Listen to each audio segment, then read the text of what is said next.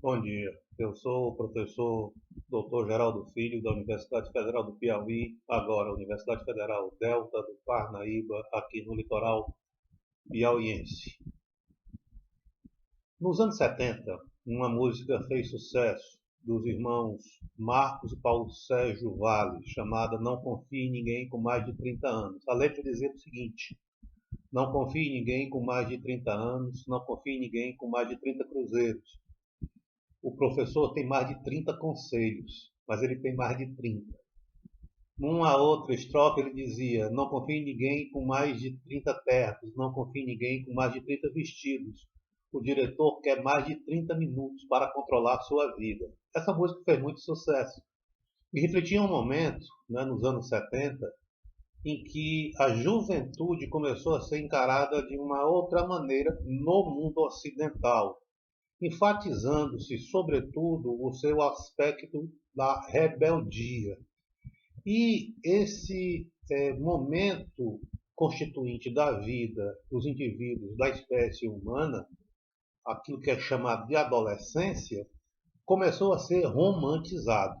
É como se os jovens passassem a ser, diante das gerações mais velhas, depois dos 30 anos, os portadores de uma verdade, a verdade sobre uma sociedade na qual os sonhos utópicos de paz e amor, por exemplo, pudessem se realizar, como se defendia nos anos 70 o famoso movimento hippie, não é?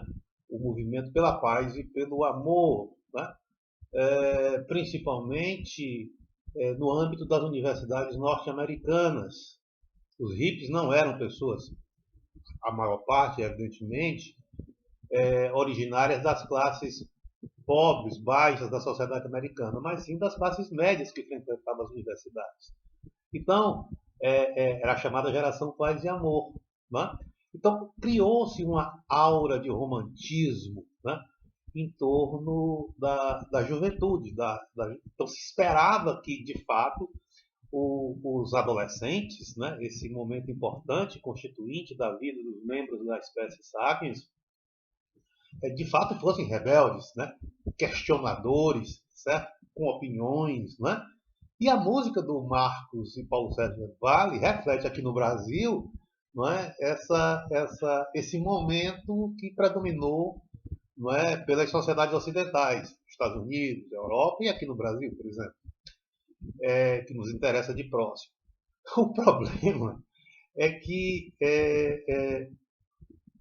quando o conhecimento sobre o cérebro humano, sobre esse momento constituinte chamado adolescência, começou a se aprofundar a partir de estudos mais detalhados, né, quando se desenvolveu a tomografia por emissão de pósitron, né, as ultrassonografias, portanto, foram se sofisticando, né, se desenvolvendo na biologia evolutiva aquilo que ficou conhecido como neurociência, aí uma série de concepções sobre o cérebro humano começaram a se modificar, começaram a se transformar. Principalmente, né, na década de 90, cujas consequências vão surgir e ainda estão surgindo agora nas primeiras décadas do século XXI. Tanto é que muito do que se hoje sabe sobre o cérebro, a aplicação disso, ainda não chegou, né, vamos dizer assim, na base, né, no ensino fundamental, no ensino médio e em muitas áreas do próprio ensino superior e pós-graduação. No meu caso, eu fiz um caminho peculiar dentro da universidade. Eu sou originariamente sociólogo, mas acabei migrando para a biologia evolutiva, e no âmbito da biologia evolutiva, a neurociência.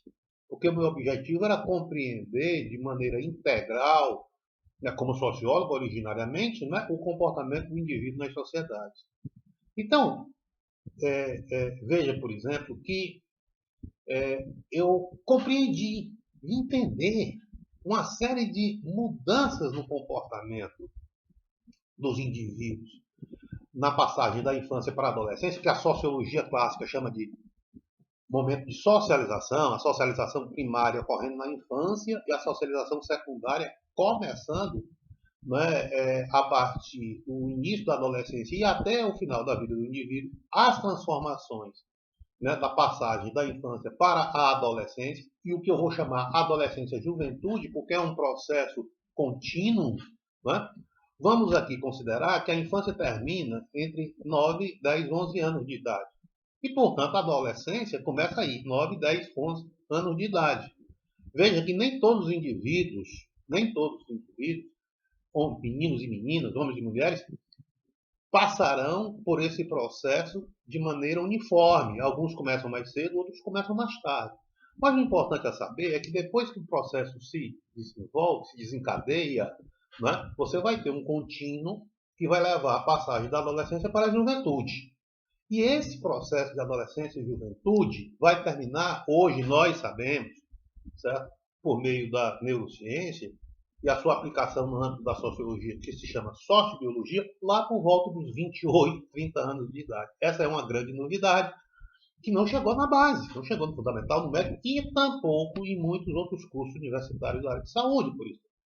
E também na área de ciências sociais, e sociais aplicadas, né, como o direito, parte da psicologia, etc. etc.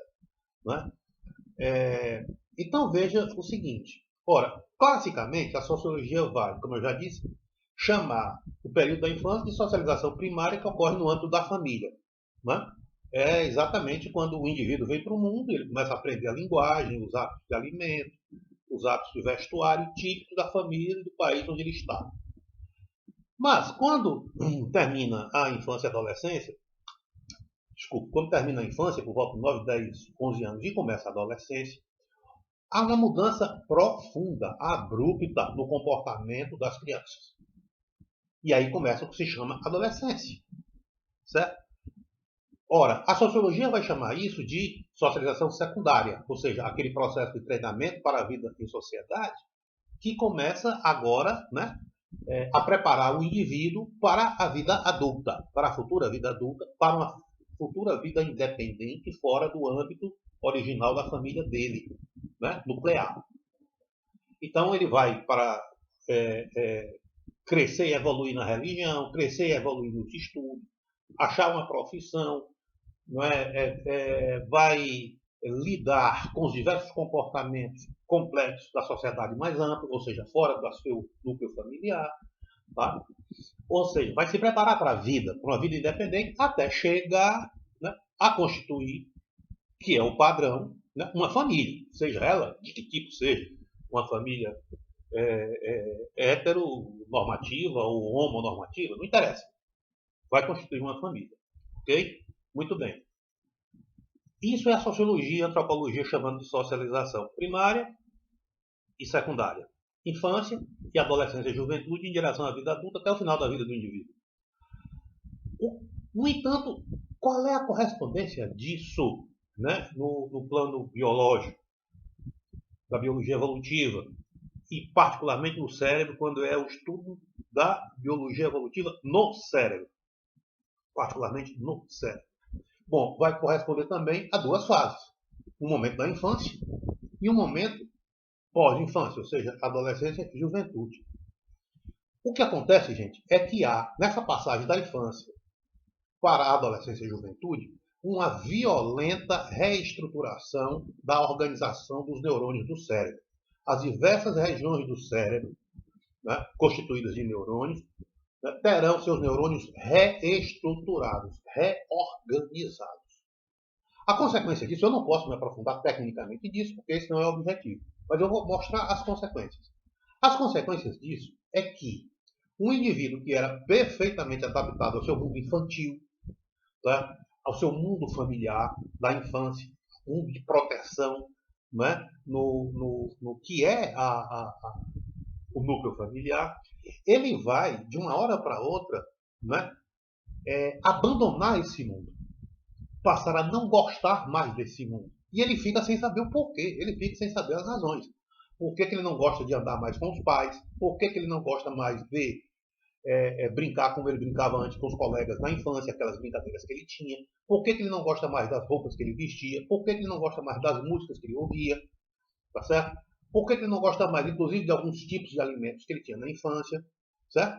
E vai agora buscar novos tipos de relacionamento, novos tipos de prazer e novos tipos de gostos.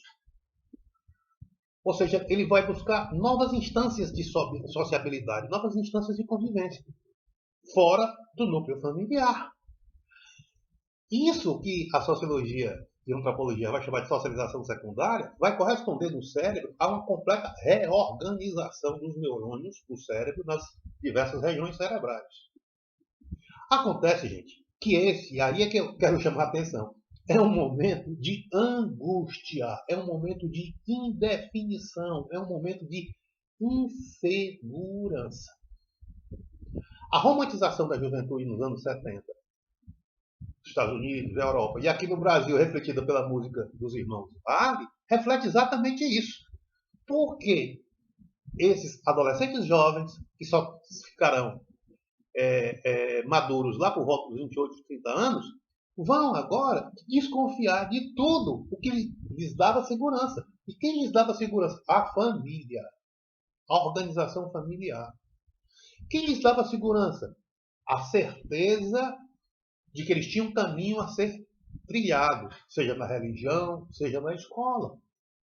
Daí a importância de você ter instituições sólidas, tanto religiosas como escolares, no fundamental, no médio, principalmente nesses dois momentos, e também no superior, porque lembre-se, é fato hoje no mundo ocidental, e por volta de 28 anos de idade, 30 anos de idade, quando o cérebro está completamente amadurecido, a maior parte dos jovens já concluíam o seu curso superior, ou está fazendo pós-graduação, ou já está no mercado de trabalho. O problema é que muitas das decisões que foram tomadas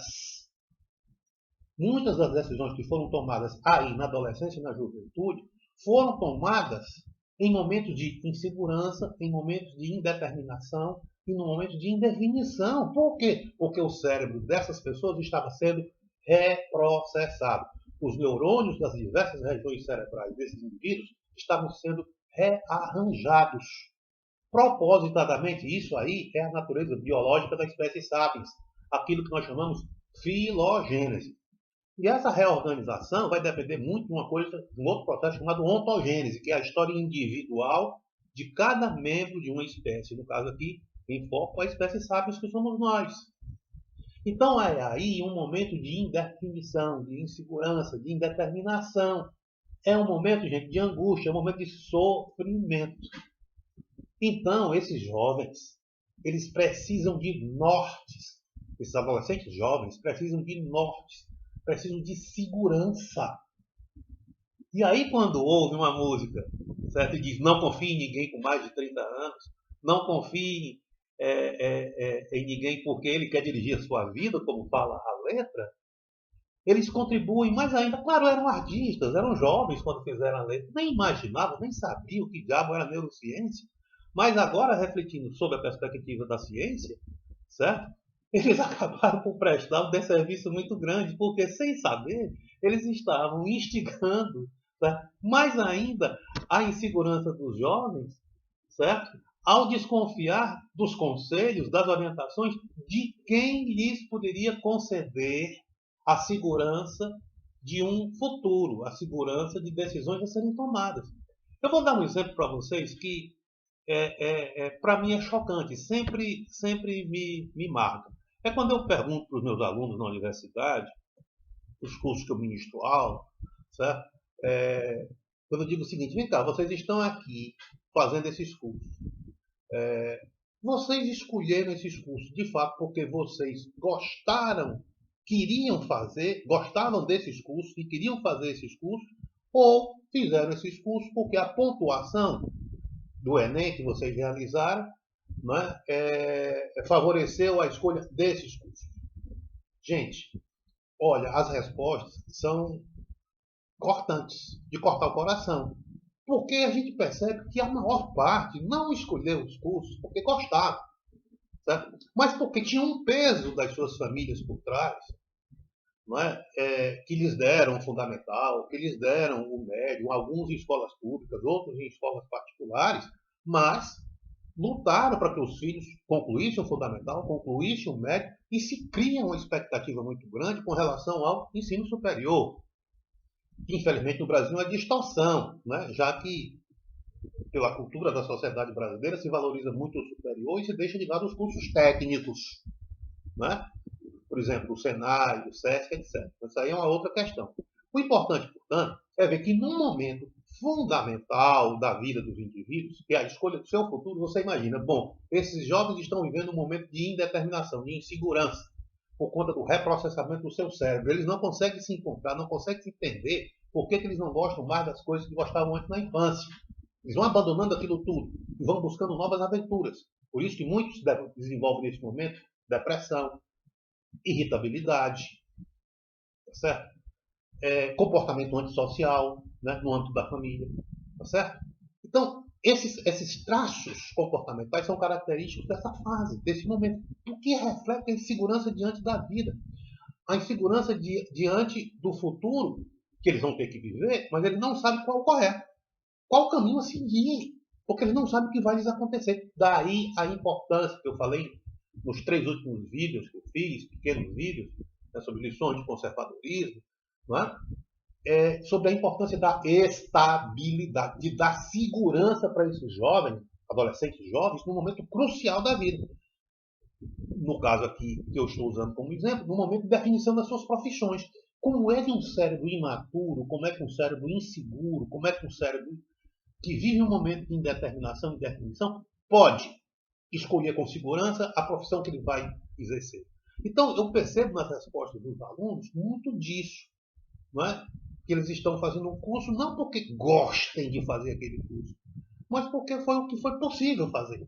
E aí muitos não têm coragem de chegar, já que os familiares ficam alegres, ele passou no ensino superior, ele passou no Enem, ele está fazendo a faculdade. E muitos ficam, não é, intimidados de dizer para os pais, olha, não era isso que eu queria, porque vai criar uma sensação de perda de tempo. Não é? Afinal de contas, você passar um semestre, 2 semestres, ou seja, aí um ano em um determinado curso que você escolheu, que você fez, passou no Enem, e aí de repente descobre, não é aquilo que eu queria. E aí quando você vai dizer isso para os pais, mesmo que os pais aceitem, compreendam, ainda pode, mas fica uma sensação de, foi um ano perdido, e agora eu vou começar tudo de novo, vou fazer um novo Enem, né? E o tempo que eu perdi, né? E quem me garante que esse curso que eu vou fazer é de fato aquilo que eu quero? Então você encontra um fenômeno muito grande de pessoas desatentas, de pessoas desmotivadas, fazendo cursos pelo Brasil todo, cursos que eles não gostariam de estar fazendo. Mas é muito comum, por conta desse momento que se vive, que é um momento de indeterminação desses adolescentes jovens. Vive que é um momento de determinação e insegurança. Que eles não sabem, a maioria das pessoas não sabem. Agora que esse conhecimento está chegando na base, muito lentamente, mas não é culpa deles. É o resultado de um reprocessamento dos arranjos dos neurônios do cérebro, que só tornarão esse indivíduo adulto lá por volta dos 28, 30 anos de idade. Percebe? Quais são as consequências disso? Aí você pergunta, e como é que era no passado? Pois é, no passado, como a expectativa de vida da espécie sapiens era muito curtinha, praticamente o cérebro não tinha tempo para amadurecer, ou seja, eles morriam jovens. Mas na medida que o tempo foi passando, a expectativa de vida, né, da espécie sapiens foi aumentando, né, aí né, os jovens, os indivíduos da espécie sapiens, tiveram que lidar com a situação de um cérebro amadurecido, de um cérebro maduro.